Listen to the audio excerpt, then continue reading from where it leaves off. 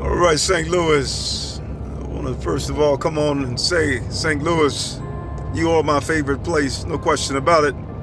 Second to none. Let's go to school, St. Louis. Let's go to school. I think it's imperative that we go to school today. Buckle your seatbelts. We're going somewhere. But more importantly, I want you to think about what we're getting ready to talk about. Not only think, I want you to do some research. The time is now.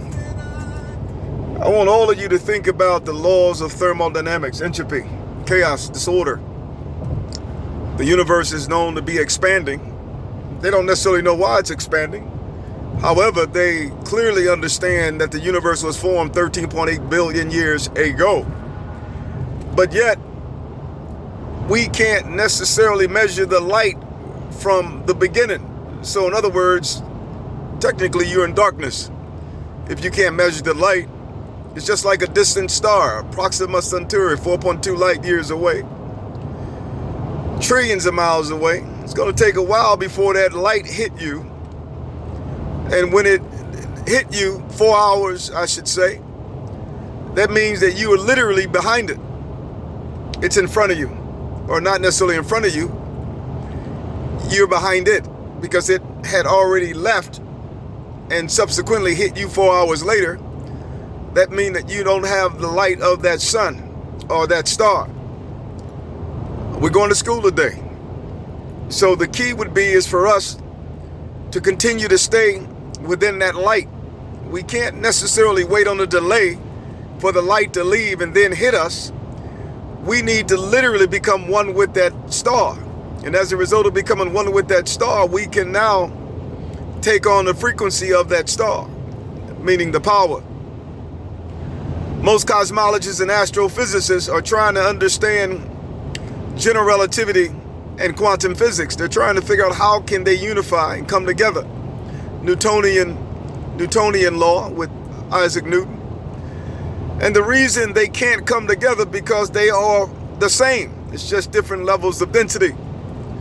They're talking about a singularity and a black hole. They're thinking if you can literally reach the level of a black hole, meaning you can take, say for instance, take a mountain, Mount Everest, we'll say, and squeeze it down to the size of a grape, like a grape. Just imagine how compact that would be. And if you squeeze it down even further, the size of a head of a needle, it would be even, or shall I say a pen, it would be even smaller. The key is to literally get rid of all mass. And once you get rid of all mass, energy equals mass at the speed of light. That tells me that you're reaching a different level of speed.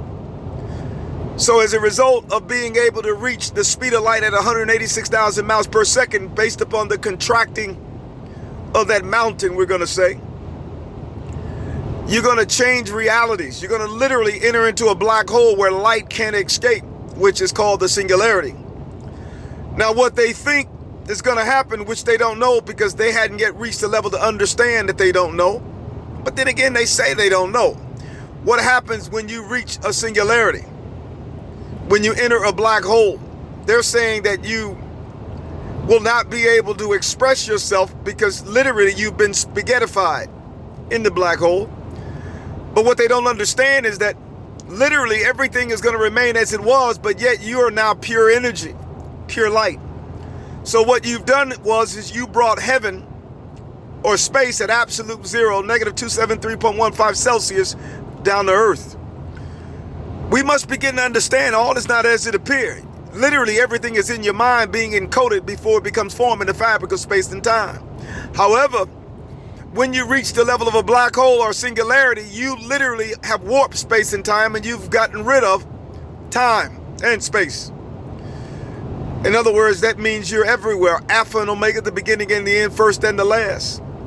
And as a result, we'll create a universe outside the one that we know and start going counterclockwise. And as a result, we'll start traveling towards the beginning.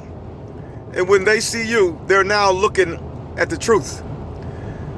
I want you all to understand that we unfortunately have not finished the course. Religion has caused many to follow deception. And the reason this has caused many to follow deception because it's incomplete. We turned the Bible into fables and stories, and we've been following those stories since you've known yourself. We must reverse the laws of thermodynamics, entropy. And once we reverse the laws of thermodynamics, sickness and disease cannot grip your soul. We wouldn't have wars and rumors of wars once we reverse the laws of thermodynamics. It's just like a glass that's shattering all over and expanding. That glass will literally contract inward until it becomes a supernova, and as a result, it would change the reality of space and time.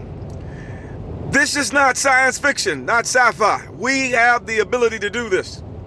However, we must come to the realization that we are greater than what we thought we were. We've unfortunately became nasty. Lust of the flesh, lust of the eyes, and the pride of life is not a fault of your own. We all have been there. And the reason we've been this way is due to the fact that we never reached the level of understanding that we didn't understand. The time has come for us to reach a higher level. Failure is not an option. If you fail to plan, you plan to fail. Stay tuned. Also, congratulations, Winton and Catherine. Grandpa got a baby girl on the way. Granddaddy, little princess. 2 little princesses. And I got 2 prince. Now and Noel. And now come Kelly Ray. Congratulations. And you ain't seen none yet. Granddaddy's excited. Oh yeah, come on now. St. Louis, it's time. Too much at stake. God bless. Oh yes, St. Louis, it's time to take it to another level. Grandbabies, it's time. God bless.